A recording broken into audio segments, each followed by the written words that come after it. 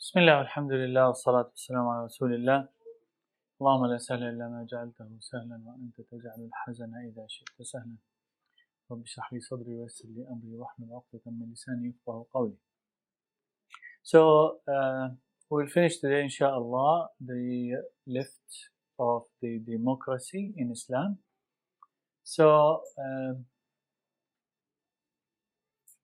continuing from last time, the difference, when we speak about the difference between democracy that is accepted in Islam and democracy that is not accepted in Islam, is that the difference is that when choosing the leader through democracy, which is something acceptable in Islam, the leader will rule according to Allah's law in Islam. As we said last time, there are two types of democracies. The democracy as a philosophy, meaning that people are going to legislate and choose the leaders.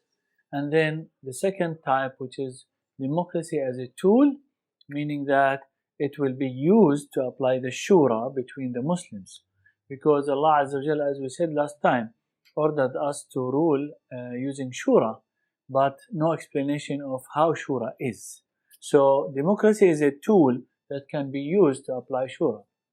So we here say that using democracy we can elect the leader which will rule according to the law of Allah Azza wa Jal, and will rule according to man-made law in the Western countries. That's if we are speaking about democracy in the West. So choosing people as leaders, whether it's in an Islamic country or non-Islamic country, this is the consequence for that. The legislative body in Islam, which is the parliament, will discuss and vote on country contracts, punishments that people decided, increment that leader decided, but they will not vote on what is lawful or unlawful. That's what we said last time, that in Islam, democracy can be accepted to decide on any matter of the country, so long as it's not legislating and putting lawful and unlawful stuff. Example, the councils. For example, in Australia here in Adelaide, we have many councils. And there are lots of ways where the Muslims can participate in councils. And councils, for example, in Adelaide, are bodies that control or help and support where the specific areas in regards to many things in building, in parks, in streets. So it's all like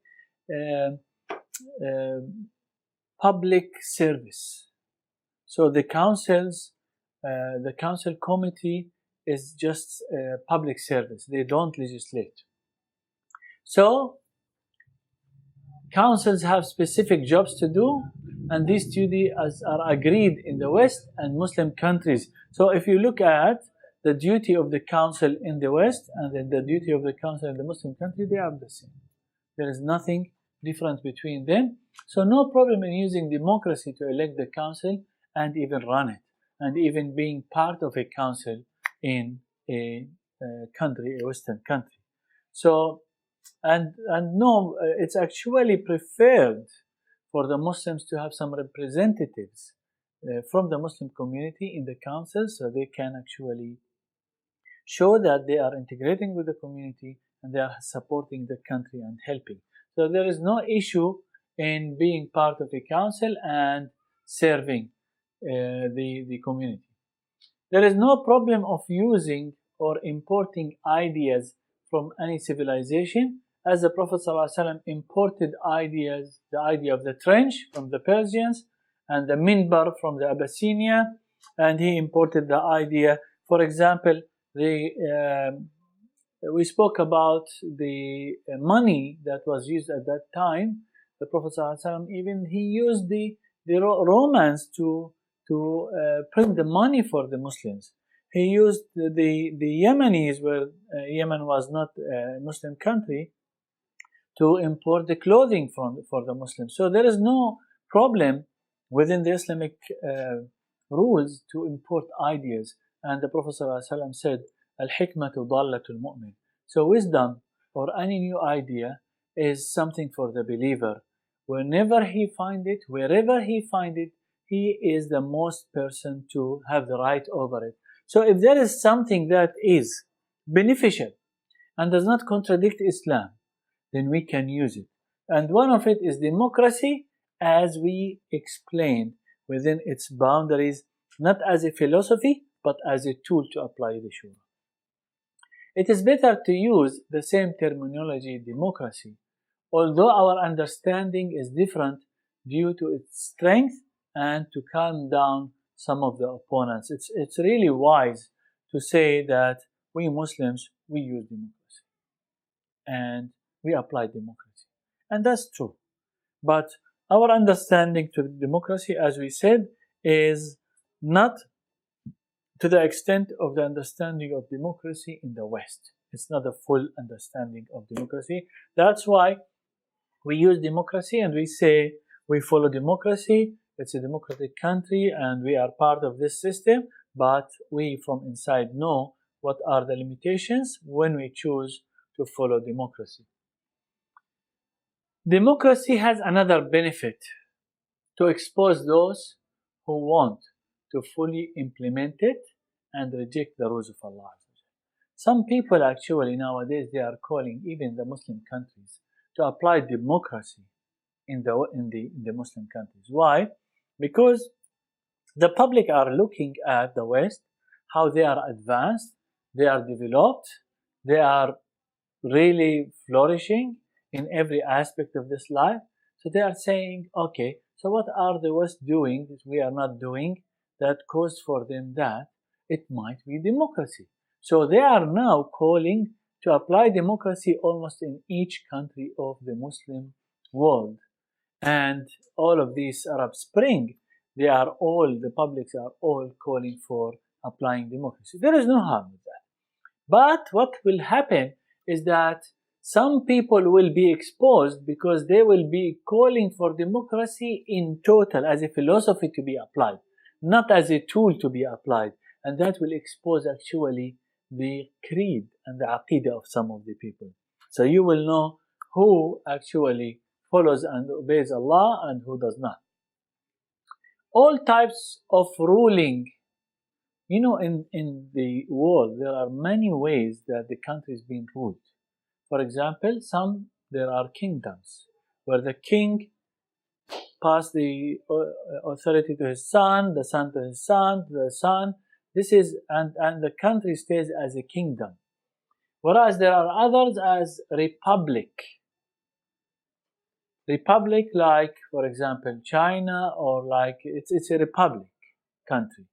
And there are democratics. There are shapes that contain things that can be accepted and they can be not accepted. So in Islam, there are many ways of applying things, applying the shura, so long as there is justice and there is no contradictions with the rules of Allah Azza wa Jal, then any tool can be used. If a person is a prime minister and Islam was put for voting, then you need to defend strongly. Not a prime minister, but it should be an MP, so a parliament member. PM, parliament member.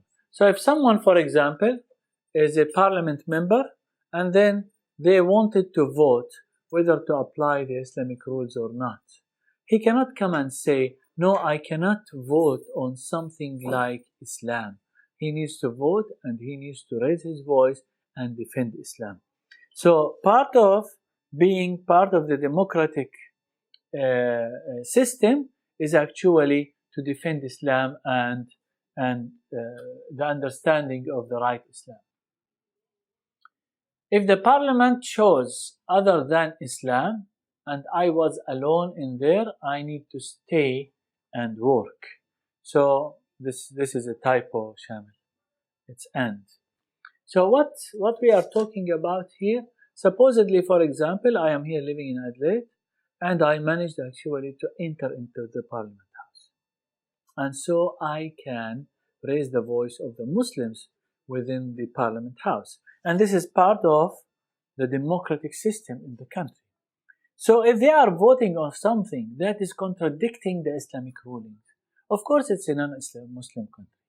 And we will expect them, for example, to vote on same-sex marriage or any other things that are related to drugs or alcohol or whatever.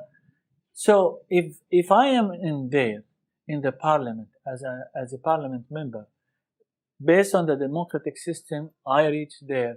So what will be my duty over there? My duty is not to leave the place, but my duty actually is to raise the awareness of the position of Islam in all of these and stay in my place wherever I am, based how I reached based on the democratic system, and raise the awareness about the Islamic values and the Islamic way of dealing with these matters and regulations. So, as I reached using the democratic tool, there's no harm.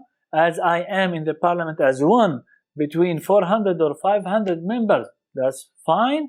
I need to play my role, even if I was not able to make the change, but at least I will be a voice for the Muslims within the parliament. So no place for those who actually say, no, you cannot be in the parliament. No, because this is ruled by an un-Islamic law, in Islamic law. No, of course it's in an Islamic law. In our Muslim countries, they are an Islamic law.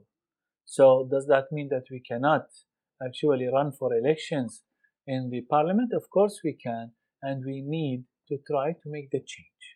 And that's exactly what happens. In a country like Australia, we cannot make the change, but at least we can defend the cases of the Muslim community instead of just being not represented within the parliament house. No, we will be represented and people will defend our Muslim needs in the parliament. There are two things, which is that Islamic law is set by Allah Azza wa Jal, and people, they need to apply that law. Okay? So these are two different things. So within the democracy, you can use democracy, as we said, not for number one, but for number two. You can use democracy to select the people who are going to apply the law of Allah Azza wa Jal, not to set the rules of the country. So as we said, democracy is a tool to, first, apply the Islamic law. So we need to understand that we are using democracy to apply the Islamic law. Let me first just get rid of this.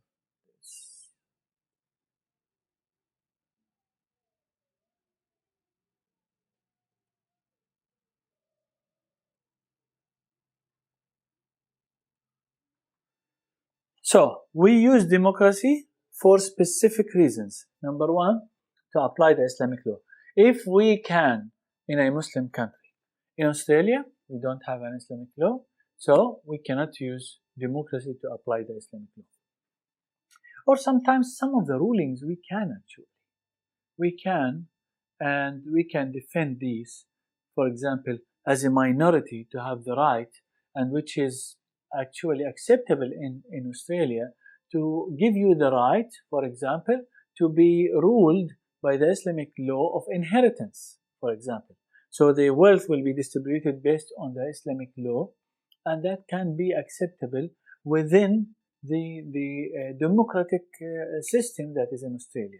So we can use it sometimes. Democracy can be used for people to share opinions how to use public wealth. For example, they discuss in the, for example, in the parliament, okay, about the budget, how to do with the budget, what to do with the budget, where to spend the money with the budget. And the parliament will use the voting for the majority to decide on how to distribute the wealth, where to put the money, how to save, how to invest, and so on. So that can be using democracy. So they can vote yes or no and so on, and that does not contradict Islam. So the majority can actually apply. people agree on majority opinion and not to fight and have safe life. So we can use democracy as a tool for people to agree on the majority opinion, so we can actually teach people to abide with the majority opinion. Nowadays, if you look at the Muslim countries, they are all full of, unfortunately, fightings and so on, because they are not used to democracy. Meaning that in our case, they are not used to follow the majority opinion. Although since the time of the Prophet ﷺ, even at some stages, the Prophet ﷺ asked for a vote and the majority decided on wrong. And the Prophet ﷺ followed the opinion of the majority, knowing that that opinion is wrong. And he followed it. Meaning that we can actually use that to teach people to follow the majority opinion, regardless whether it's like my opinion or not. Maybe I'm specialized and I know that majority opinion is not the best opinion, but I need to follow that majority opinion. And we need to teach people actually to follow that majority opinion and not to be married to their own opinions. And that's why we see in most of the Muslim countries lots of fights happening, because they are not used to follow others' opinions, the majority opinion. To use innovative opinions of people, lots of people, they create some new things, innovations, even in the systems of how to choose a leader or whatever. We need to use democracy to actually be able to use the creativity of some people. Some people, they might come and propose some technologies for the country. Okay, people will be voting on that. So based on democracy, the majority might actually support those innovative people and that push the country forward. So all of these are things that democracy can be used for. As we said, we cannot use democracy to say alcohol is halal or haram. We can use democracy to apply the rule of Allah Azza wa Jal. But as living in Australia, this is not applicable because we cannot vote for something that whether it's halal or haram. We vote based on the regulations of Allah Azza wa Jal only. Democracy votes for the law of the country. If people are righteous, they will set in the constitution that Islam is the only source of legislation. If non-Muslims, they will vote to set the rules themselves. And this is democracy. Okay? So for us, if you are like we are in Australia, we don't expect people to vote for the rules of Islam. Even in the Muslim countries, we did not have people voting for the rules of Islam. They voted for the Western rules. Although if you look at some of the rules in the West, they are following the Islamic regulations. In some aspects of their life, they are following. They voted these rules to be ruling in the West. Whereas if you look at in the Muslim countries, they voted the rules of Allah out.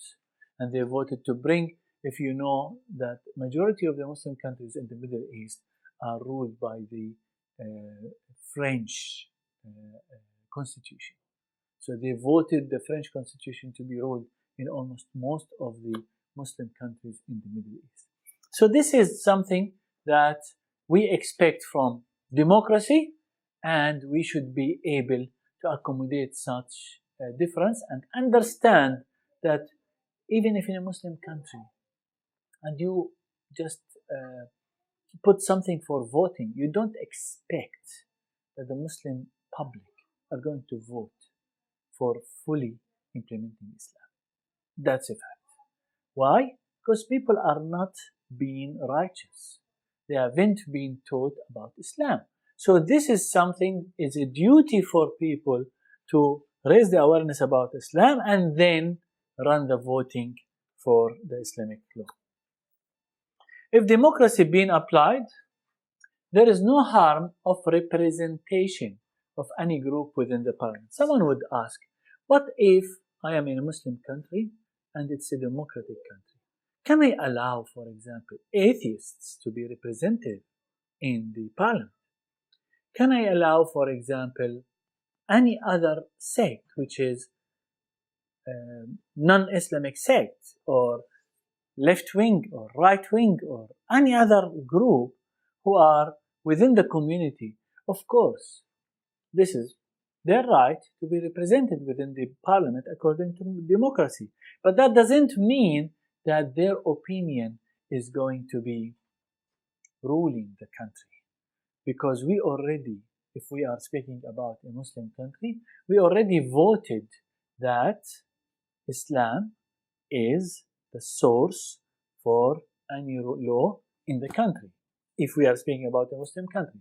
So if some of these sects came and said, oh, we want a vote about making alcohol permissible in a Muslim country, so that vote is not going to pass, to go ahead. Why? Because already the first sentence in the constitution of the country that the parliament voted for using democracy is that Islam is the source of any law in the country, and Islam prohibits alcohol. So you can allow them to be represented in the parliament using democracy, so long as you already in the constitution said that Islam is the law of the country. Democracy allows different parties to be established based on life matters. So there is no harm for people to establish whatever they want. And at the time of the Prophet ﷺ, we found lots of groups were living with the Muslims. And even at the time of Umar al-Khattab, when he took Jerusalem, he left for the Christians to live their own worships. He left for them their churches. He stated in the Treaty of Umar that everyone can worship his own Lord as the way he wants. Nobody can touch anyone. This is part of our understanding that everyone has the right to do whatever he wants in his life. There is no compulsion in religion. We cannot force anyone. The Prophet ﷺ said, a day will come and you will divide to 73 sects, all in hell and one in heaven. So these sects will be there. We agree or we don't agree, they are there. So who are these sects? And who is the one that is in heaven that we want to follow? The scholars looked at it, and the Prophet ﷺ mentioned that it is those who follow the Sunnah of me and the Quran and the Sunnah. So who is following the Quran and the Sunnah nowadays? All of these groups that we see around us, who are actually part of the Muslim communities, the Sunnah Muslim communities, are those who are part of the group that is going to be in heaven, inshallah. In the Treaty of Medina, the Prophet ﷺ stated, and the Jews of Banu Auf shall be considered as one political community, along with the believers. For the Jews, their religion, and for the Muslims, theirs, be one client or patron. He, however, who is guilty of oppression or breach of treaty shall suffer the resultant trouble, as also his family, but no one besides. Look at this. This is the Prophet ﷺ treaty. This is sentence of the treaty of the Prophet ﷺ for the Jews who were living within the Muslim community in Medina. He said, shall be considered as one political community. So they can be represented within the community. So it's not a matter of if for example, there is a Muslim country, that means that they are going to demolish all the other people who are living with them in the country. No, they can be represented, as the Prophet ﷺ gave them the representation and a political position.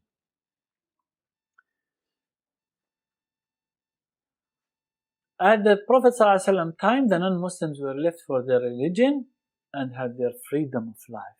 So the Prophet ﷺ did not impose anything on them to change their religion. Ali radiallahu anhu accepted al-Khawarij. Have you heard about al-Khawarij? Al-Khawarij were at the time of Ali ibn Abi Talib. The Prophet ﷺ told that there will be a sect who are going to be praying like your prayers, fasting like your fasting, and they will exit from Islam, like the arrow when it leaves the bow. And these are the people who are Khawarij. Khawarij is a word that is coming from Kharaja. Kharaja means exited in Arabic. So Al-Khawarij were called like this because they exited Islam. Yet, what did Ali radiallahu anhu say about them? He accepted them to be living amongst the Muslims, but he sent people to negotiate with them, like Ibn Abbas, to negotiate with these sects. These sects were actually coming to Ali and were saying to him, we want the Quran to judge between us. We don't accept the judgment of human beings. And Ali ibn Abi Talib was actually clever, as we know. So how did he negotiate with them? He said, okay, let's allow the Quran to judge between us. Alright? Alright. So he said, come, let's sit. He sat down. Do we have the Quran? Yeah, we have it. He brought the Quran like this because they were claiming that we cannot allow a human being to judge between us. It's only the Quran that can judge. So he said, okay, here is the Quran. Yeah, the Quran now is going to judge between us. Okay, Quran, judge between us. So the Khawarij were just there. They could not. He said, how do you want the Quran itself to judge without scholars in the Quran who can tell us what's in the Quran to be judging?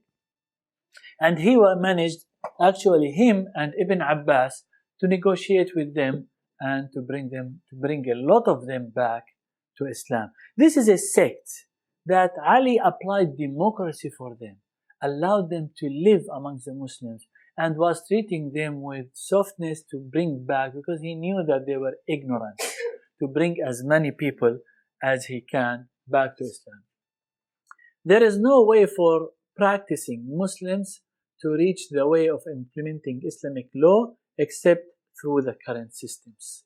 Meaning that you cannot come and say, well, I'm going to use my own system to implement Islam. No, nowadays in the whole world there is a system. And you cannot come and isolate yourself from the whole system. You need to use that system, which is not contradicting with Islam, to reach, for example, power, and then to implement Islam when you reach that power. Because as we said, democracy as a tool to reach the power does not contradict Islam. When does it contradict Islam? When we start legislating and saying what is halal and what is haram, that's when we're contradicting Islam. So to use democracy to reach the leadership position, there is no problem. And then after that, you can actually start changing from that position. Gradualism is important when trying to implement Islamic law. Even when you speak, for example, supposedly you want to run for elections and you want actually to reach a leadership position, and imagine you are in a Muslim country where majority are Muslims, and you run elections and you want the government and you want to, through democracy, and you want to implement Islam. Well, Islam cannot be implemented like this. Islam was revealed on 23 years, and the Prophet ﷺ implemented Islam slowly through the 23 years. So we cannot come to a community through democracy and say to them, now you need to apply all the Islamic rules in 1 second. You cannot. You need to be gradually transforming the whole community into a community that is believing in Allah and they're willing to follow the rules of Islam. So you can use democracy to reach there and use gradualism actually to change the system. Yes?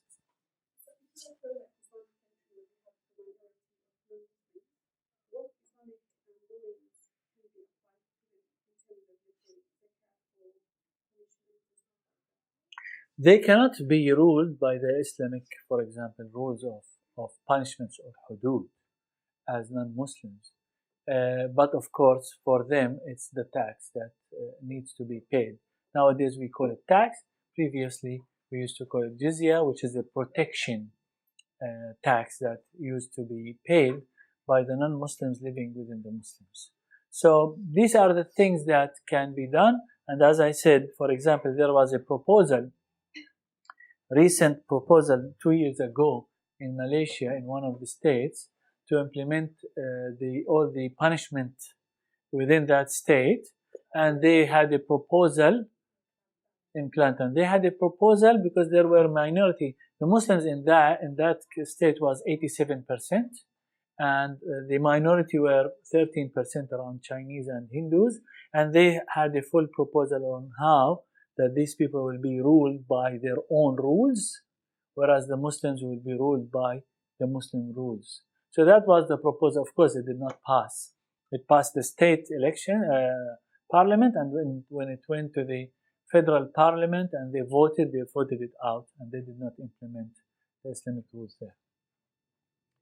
Ibrahim didn't break all status, and the Prophet ﷺ didn't break the status at the beginning. So when we're speaking about the status, is this how we, it's not like how we pronounce status, sorry. So the Ibrahim alayhi salam, you remember the story of Ibrahim alayhi salam when he broke the statues, when they went for the festival, and they asked him, why don't you come to the festival with us? And he said, I feel that I am going to be sick. And then when they left, he broke all the statues, the idols, except one. So meaning that he did not break all of these wrong things. Because if you look at the statues are idols worshipped aside of Allah. It's supposed to be that you make the change, meaning that he breaks all of them, but he did not. And that's part of the gradualism. The Prophet ﷺ did not break the statues around the Kaaba, except after a certain period of time. And when he conquered Mecca, did not break the statues outside the Mecca, except after a certain period of time. And that's all part of the gradualism of Islam. So we need to understand that. And when we understand that gradualism, we can accommodate democracy actually within our system, especially nowadays. Democracy doesn't contradict Islam in the interfering with leader decisions, as everyone has his right and responsibilities, and public used to question the Khalifa. So in democracy, which is something that we lack in the Muslim country, can any public person stand in front of a leader, Muslim leader in a Muslim country, and say, you are wrong? He will be behind the sun, as we say. And we are claiming that these are Muslim countries. Can anyone here in Australia stand, see the Prime Minister in the street and say to him, you are wrong? Anything will happen to him? Nothing. Isn't that the Islamic value? And this is they consider part of democracy. So that democratic tool actually implemented a value in Islam where actually people used to stand for Umar ibn Khattab and say to him, you are wrong. And the woman stood for Umar ibn Khattab and said to Umar ibn Khattab, you are wrong. And he discussed with her, and then he said, yes, a woman is right, Umar is wrong. And then in the minbar, Umar ibn Khattab was saying, what would you do if you saw me doing something wrong? A man stood and said, if we see you doing something wrong, we will straighten you up with our swords. So he said, Alhamdulillah, that made from the people, the Muslim people, those who can correct me by their swords.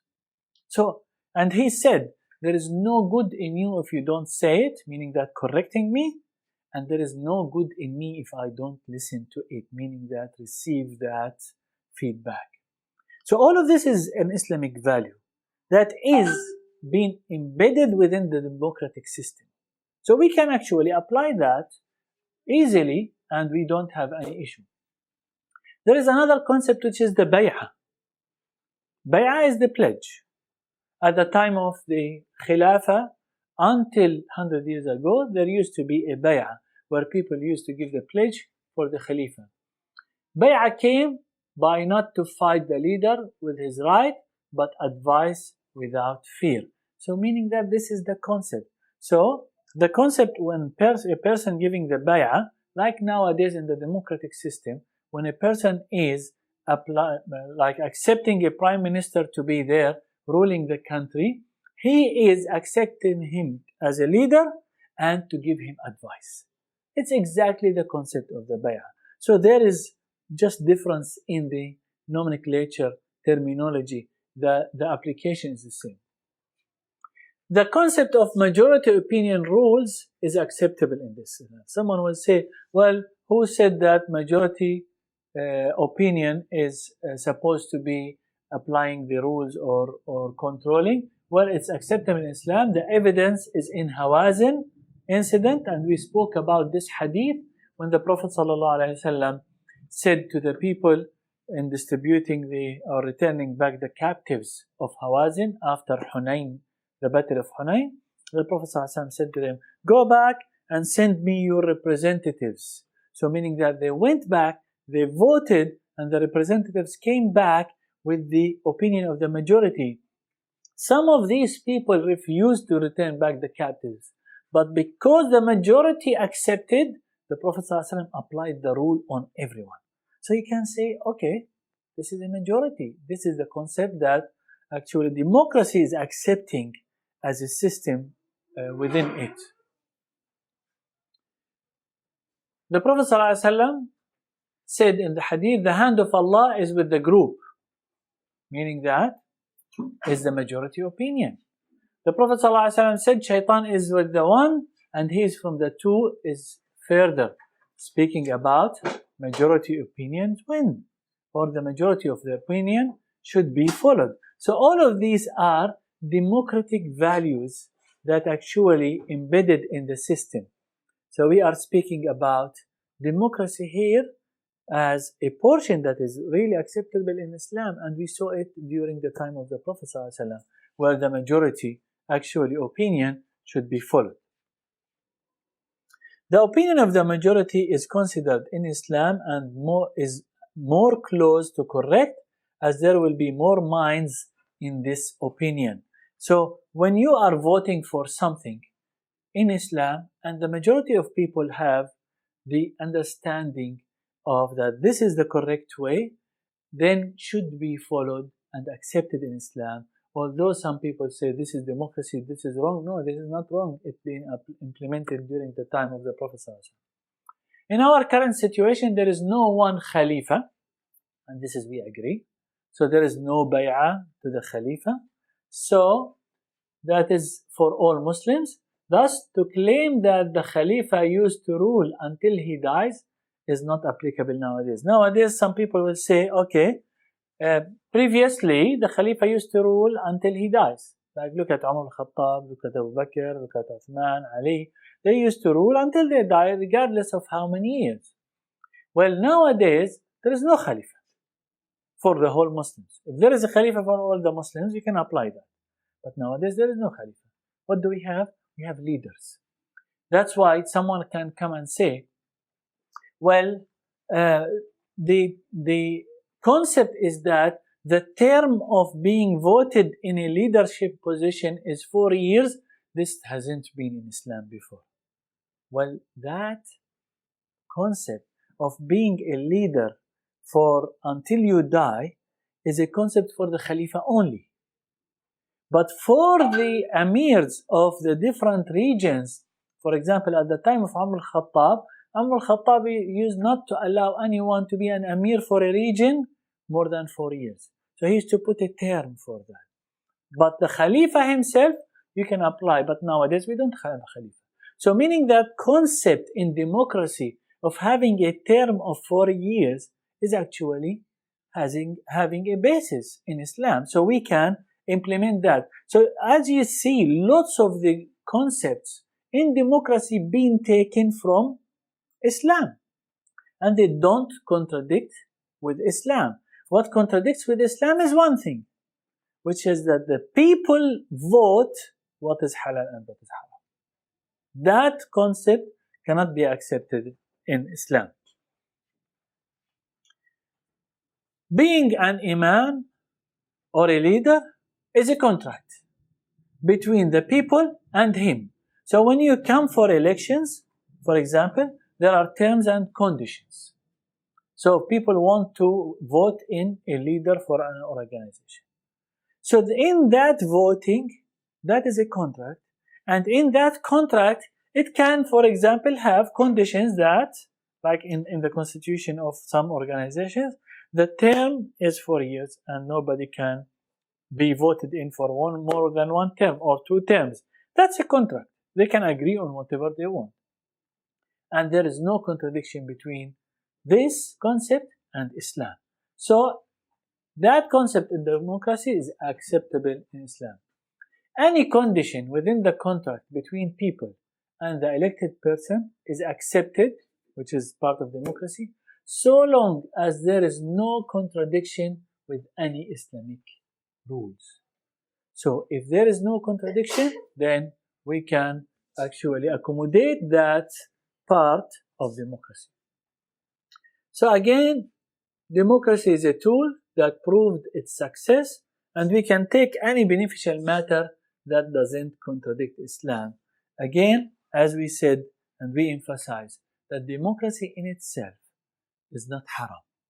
It's a tool to apply the shura, and we can accept democracy to implement the shura, and that's a tool. And we spoke last time that the way the shura was implemented at the time of the Prophet ﷺ, then the time of the Sahaba to choose the leader is not applicable nowadays. So we need to find a tool to implement the shura, and the democracy is a tool that proves that it is successful in implementing the shura, so we can use it. People need to have an organized system for their life, and a life with a system to be followed better than a life without. So someone will come, no, democracy is bid'ah, is new system that was not at the time of the companions. We cannot follow democracy. Okay, you have two options. Option number 1, to leave the country without a system to be implementing in order to choose their leader, to rule, to do whatever, or to have this man-made system which is democracy that does not have anything that is contradicting with Islam. No, it has lots of values that were taken from Islam, except some portions that we cannot come close to. So you choose between two, a chaotic system or an organized system that you can implement without contradicting Islam. Democracy has lots of holes. For example, not all the people vote. So sometimes, for example, if you look at other than Australia, because in Australia everybody is ordered to vote, so it's an obligation. So meaning that democracy will actually get the majority opinion. But when you speak about the Muslim countries, for example, in the voting time, you will hardly find 40 to 50% of the people that are eligible to vote, they go and vote.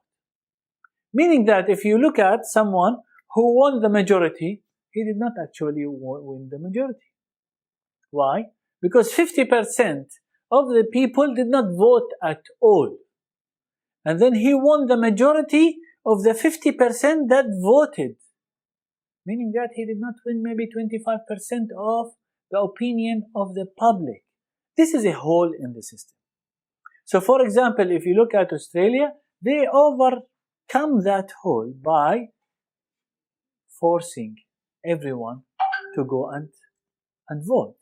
So you will have a majority opinion rather than just those who come and vote. And this is something that we need to take into consideration. So it's the right for everyone to vote, and he can decide to participate or not. Any means can use to convince people in democracy, such as media. If you see, for example, in democratic system, people will start doing some promotions, advertisement for the plan, what to do, how he is going to fix the country, fix the economy, fix this, fix that, and people will vote him in or out based on his plan for his position. This is something that does not contradict Islam.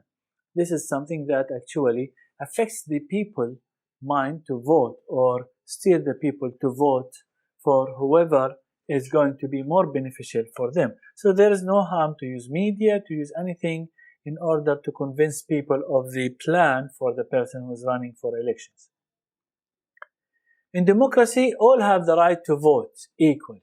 So for example, if we have a Muslim country and there are some pious people, some non-pious people, we cannot say only those who pray can vote.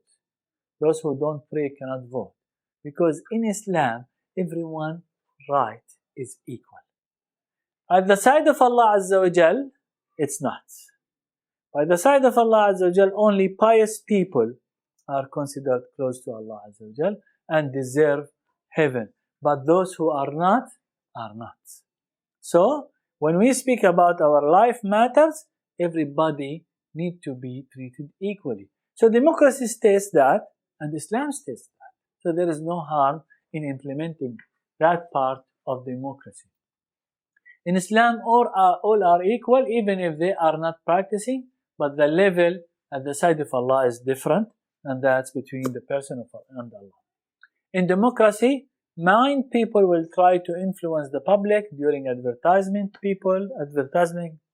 period, and people will start convincing people, and that's normal to actually do. And for example, if you look at what Abdurrahman bin Auf did during the time of selecting whether the Khalifa should be Uthman or Ali, he went and spoke to the people, consulted them, looked at what their opinion is, and he even entered every door and even entered on the women to ask them for their opinion who should be the Khalifa. So this is something that there is no harm in Islam, and democracy is embedding this within it, so there is no harm in using it.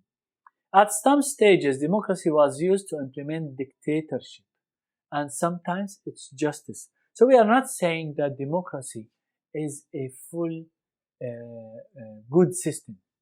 No. So democracy has holes, and democracy has sometimes actually brought to the public some dictators who actually oppressed the nation. And that's part of the problems that democracy had. So nowadays, do we have actually a system that we can say, hold on, we have a system that can be implementing the justice for people? We don't have. There's no other system in the world. Even the Muslim did not. Some people, they try to say, well, we have in Islam shura. Yes, we have shura. Can someone explain what is shura? Can someone list down what are the details of the shura system? Nobody can. Even that shura was implemented by different khalifas in different ways. So meaning that we have shura, it is the philosophy that we are following. It is the system that we are following, but needs a tool. As we said, democracy can be used, but not fully in Islam. Looking at all the examples that implemented democracy in the Islamic countries. For example, nowadays we had the Arab Springs, and we had lots of practicing Muslims who reached the power using democracy, using elections. For example, in the Middle East, we had Tunisia, we had Egypt, we had Morocco, we had Mauritania. Lots of actually countries were ruled by practicing Muslims through democracy. When they reached there, they were successful or not successful, that's a different story. They were not actually experienced enough in order to fulfill the needs of the public. And this is one of the key issues. When we are going to utilize democracy, we need to be serving the public. Look at another example which was successful using democracy, which is Turkey. Turkey, from the time of even before Erdogan, there was democracy, and the Muslims, the practicing Muslims, reached power and they started making the change. They say that, for example, Erdogan managed to remove 6 zeros from the currency of the country. You know what's the meaning of 6 zeros? Have you been before? I remember, for example, I went to Turkey. And when I went to Turkey, I had with my father, with my family, we were young. And actually, my father had something around 2 million Turkish lira. And these were $1,000. $1,000 is around 2 million Turkish lira. So actually, when Erdogan and those before him came into power using democracy, they managed actually to change the whole situation of the country and the economy and the health system and the support system. And they stood for the Muslim needs around the world. And you see that how the actually benefit of reaching that power using democracy, it's not going to be 100%. He was not able to implement 100%, or maybe he is slowly, gradually implementing. But even the non-Muslims in Turkey voted Erdogan to be the leader because they said, oh, this is the person who actually supported the country, economy, and the health insurance, and he affected and in a positive way my life. So meaning that actually he brought an example that he utilized democracy and understood that he needs to serve the people, the country, and with that he satisfied the people, and people started looking at Islam as a solution. So he actually benefited the country and benefited Islam, and people started accepting Islam in their own life. So what we are talking about here is that with democracy, you will be able to make a change, but you will not be able to 100% implement Islam. So can you compare decreasing the evil, making the change, with not doing anything? Because some people claim you cannot do anything, you just either implement Islam fully or you cannot. Well, at the moment we have some examples where actually democracy led to improvement in the practice of Islam and people utilized it for the best of the nation. Can we use it? Of course we can. Is it the optimum? Of course it's not. Are there defects in the system? Yes, there are. Can we utilize it for the time being until we get a system that is actually better than democracy? Yes, we can. Yes, Sister Rabi. In Australia, even though it's a capitalist country, it follows a very just system in one aspect, that it is compulsory to vote, so you can only vote once. In Malaysia, it's not compulsory to vote. So what the political parties do is they get all the village people and they give them 100 ringgit, which is like $30 each, and they go on big loads of buses to city, re-voting throughout the day. I agree with you. But the village people, and it's meant to be in the Islamic country. Yeah, I agree with you. And this is, you can consider as the best country in the world, Muslim country in the world. Yeah. Still, compared to the other Muslim countries, it is. Unless you want to compare it with Turkey, no, Turkey is better now. So what we are talking about here is actually abusing the democratic system within a Muslim country by some people. So I agree. So most people who reject democracy and were asked about, okay, you don't want democracy. Yes, we want a country that ruled by the Islamic law. Okay? Can you please tell us details about what are your expectations, how the Islamic law is going to be implemented, how the leader is going to be chosen, how some details the person does not know. The person, and this is the public, this is the uneducated people. They say, no, we want, for example, Islamic law. We want to apply the Shura. Okay. Do you know any details about it? No, I don't know, but I want to implement shura. Okay, we need to have a system that will implement shura. So that's a problem that we face. The Prophet ﷺ said, you are any time, he's speaking, and listen to this hadith. The Prophet ﷺ says, you are any time, he's speaking to the companions, whoever leaves 1/10 of Islam, it's not on Islam, of Islam, will be doomed. Doomed, what's the meaning of doomed? Yes. So at the time of the Prophet ﷺ, because the system was fully Islamic, whoever does not practice 10% of Islam, the Prophet ﷺ said will be finished. Whereas, will come time, whoever applies 1/10 of Islam will be rescued from hell. This is our time. So when we speak about implementing, actually we try to implement as much as we can. We are not going to be successful, and democracy is one of them. So long as we said, it does not contradict the major concepts of Islam, and in democracy, as we show, there are lots of concepts that are matching what happened during the time of the Prophet ﷺ and the companions, so these aspects are accepted. Most of the cases, Islamic groups who entered the democratic example did not succeed during too many reasons. I personally say, because some people say, look how the Muslims, the practicing Muslims entered through democracy and they were finished, they were tortured, they were killed, they were not successful.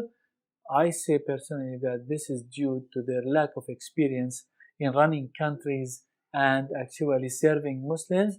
That is not an excuse to say that democracy is wrong and you cannot use democracy to reach power, but actually our practicing Muslim brothers and sisters need to learn how to run countries and how to serve public.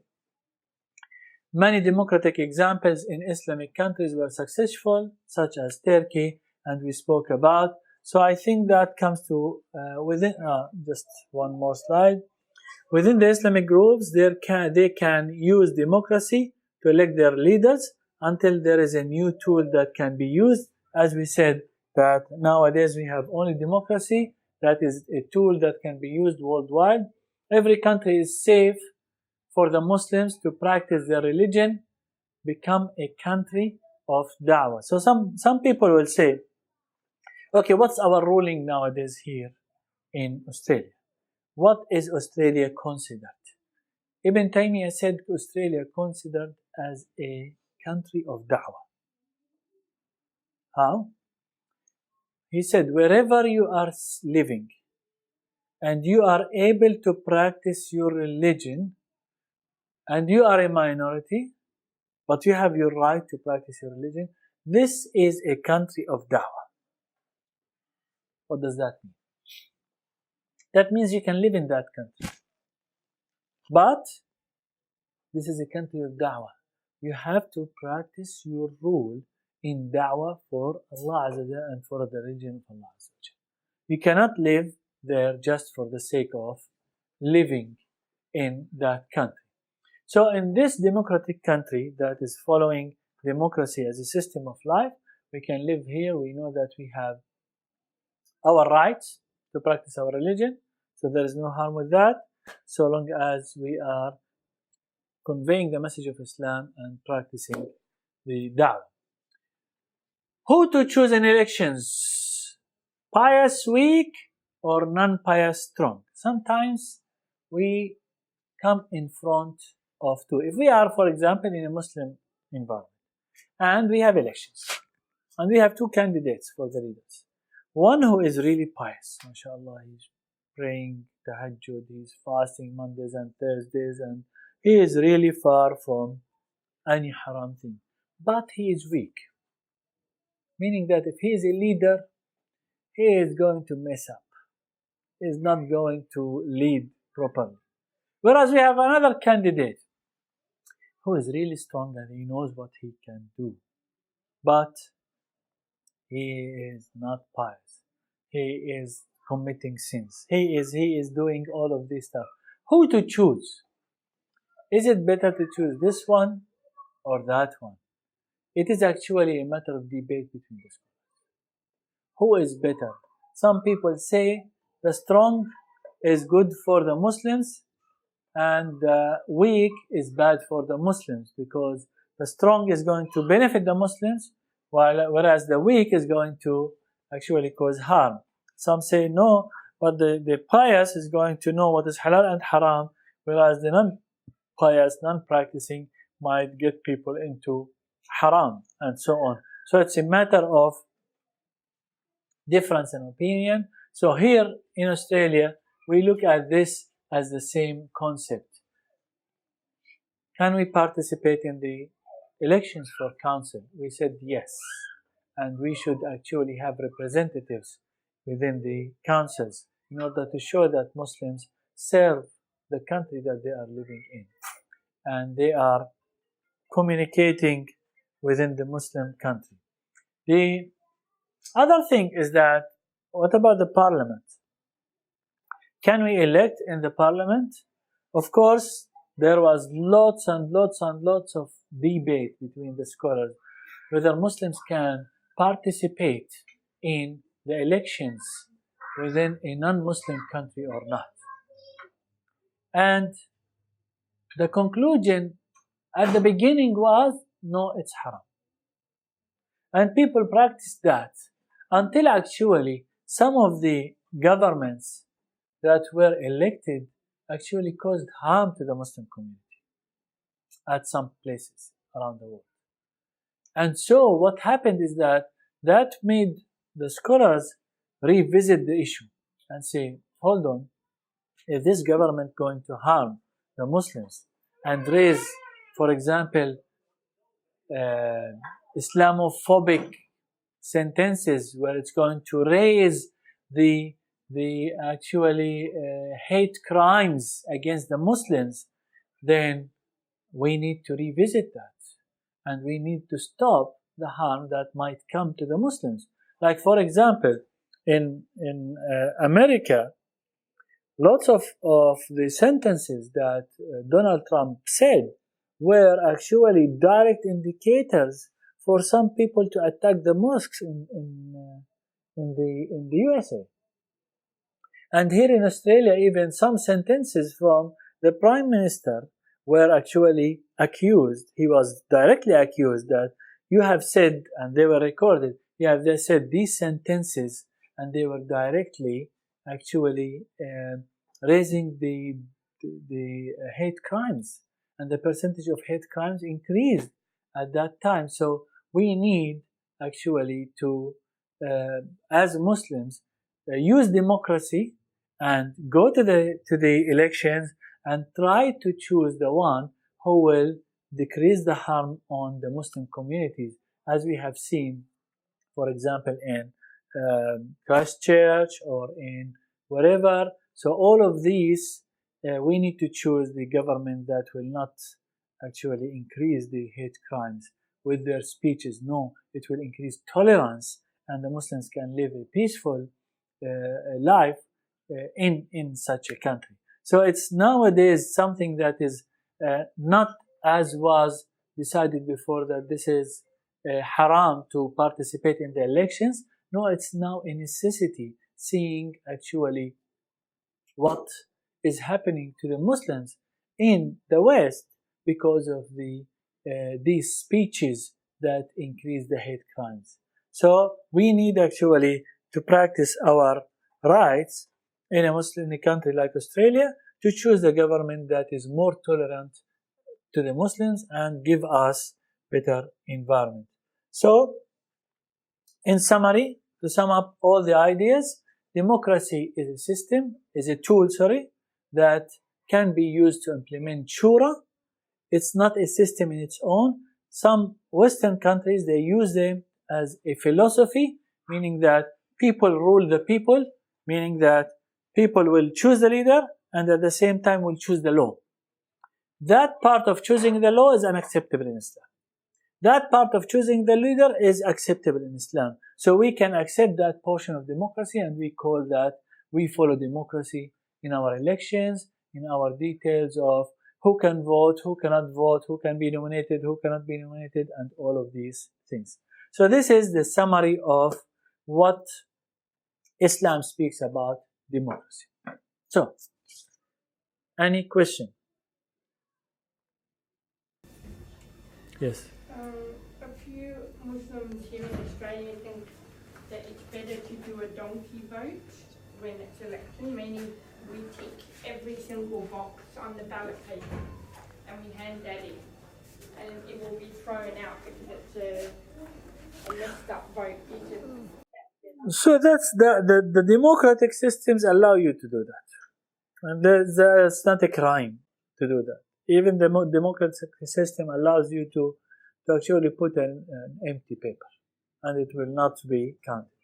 But looking at the situation and how recently we had lots of hate crimes that are raising within the between the Muslim community because they are minority, I think it's time for all the Muslims to stand and practice their right and to put in power the government that is more tolerant, to give the Muslims a safe environment, rather than practicing saying no, it's haram, and not voting in anyone, and that will be causing other people who are less tolerant to Muslims, and that might cause lots of harm to the Muslims. So I think Muslims need to revisit this and think of really voting those who are more tolerant to us. Any question? All right. Next topic is going to be Islam and art. What is permissible, what is not permissible. Painting, photographing, carving, doing plays, videos, all of these, all types of arts in Islam, and whether it's what is allowed and what is not allowed from arts. جزاكم الله خير. سبحانك اللهم وبحمدك نشهد أن لا إله إلا أنت نستغفرك.